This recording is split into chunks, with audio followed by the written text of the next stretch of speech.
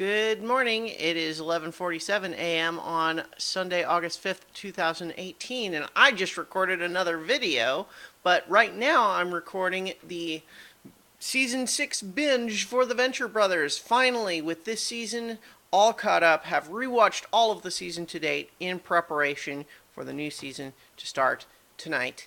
And so that's very exciting. And this was something, if I had been on my regular schedule, I would have done it yesterday, but I was traveling. It was a whole thing. So, season 6.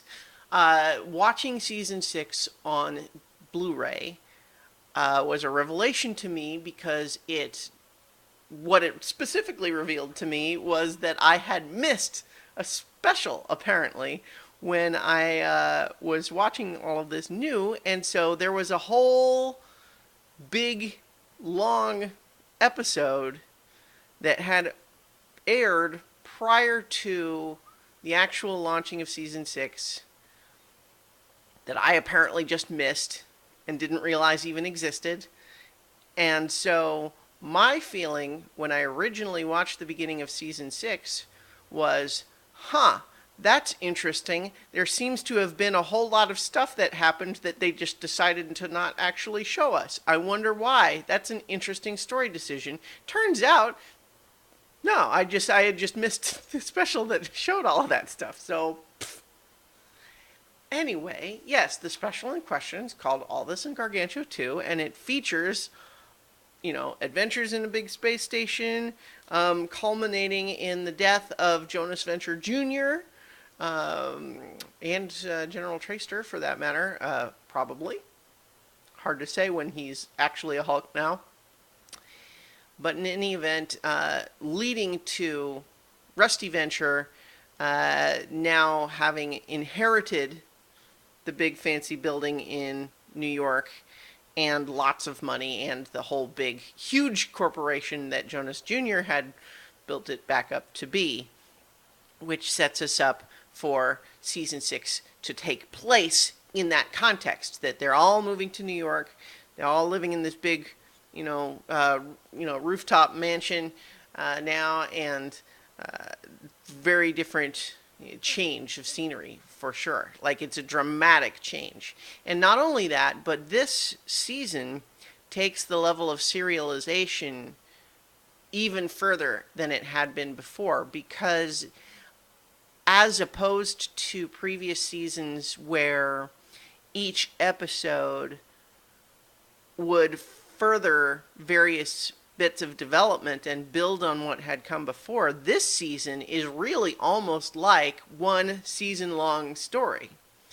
And for that matter, it's one that's not even fully resolved yet. It ends on a little bit of a cliffhanger. Or not a cliffhanger so much as just there's a lot that's unresolved. So let's talk about some of that, right? Obviously, this idea of living in New York now, and the idea that now Dr. Thaddeus, aka Rusty Venture, is in the big time, right? And so that means that Brock has been reassigned back to being their bodyguard. He is supposed to carry a gun now.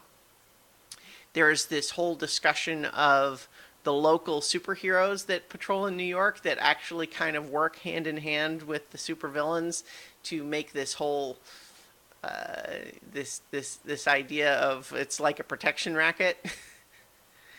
And then also you have like the New York chapter of the guild, which is never really cooperated with the rest of the guild. And so we have, Dr. Mrs. the Monarch, who is now a member of the Guild of Calamitous Intent. And that's also a huge thing that happens in the special that, again, I just missed. And I was gobsmacked when I found that out. I was just like, I can't believe that I had no idea that this special existed, and I felt really dumb about it, actually, because it deals with the fate of the investors, which had been a huge through line in the last season, and even dating back even further than that, and the sovereign blowing everything up killing most of the rest of the council. The new council forming up again, and bringing back in Phantom Limb. Lots of other characters, side characters, clearing the board, and now it sets up that the Monarch and Dr. Mrs. the Monarch have a huge, like a big storyline in this season where there's really a lot going on for them. But we'll come back to that in a minute. So, Brock is back working as the bodyguard for the family. And so now we have Sergeant Hatred, who is demoted to being a security guard. And he also gets the crap beat out of him pretty early on and spends most of the season, in a neck brace and a sling, and working the front desk and feeling fairly dissatisfied about all of that. But we introduced a lot of new characters as well. And we have the kids, like, so Hank's big plot line in this season is that he falls in love with this girl he sees across the city, and who turns out to be the daughter of one of the New York Guild bigwigs. And so he's in love with her, and he's trying to pursue her and all of that sort of thing. Dean, what did Dean do in this season? He's trying to get into college, into university, and there's a little bit of a plot line where he's trying to study for his entrance exams, and he gets like sort of helped out by these weird little nanoparticle things. I don't think he really had a big storyline other than that, or if he did, I'm actively forgetting about it, which tells you something, I suppose. Which is okay. I mean, not every character has to shine every season. But we also have, Rusty, who's dealing with a whole different sort of class of supervillain now. Who they're arching him in very different ways. And there's some pretty clever, ideas in there. The weird postmodern supervillain arching is pretty funny. This idea of like just breaking in and setting up this weird sort of artsy party in his apartment, and getting him into this whole thing where he's like doing a photo shoot and then dropping him like he's not interesting, and then stealing all of his stuff too. It's like, what? You're just thieves. Yeah. So that's all fun. But I think the real sort of like a lot of the heart of this season is with the Monarch, because he is feeling at the end of the last season 5 struggling with a little bit of strangeness, in the sense that he so this idea that he expressed at the very end of season 5, that he let Dr. Venture go because he had broken him, and like that's the real arching. It's like, is that true? Well, I don't know. But in any event, he is now all the more confused and conflicted, because he's not sure what this means, this photo that he's found.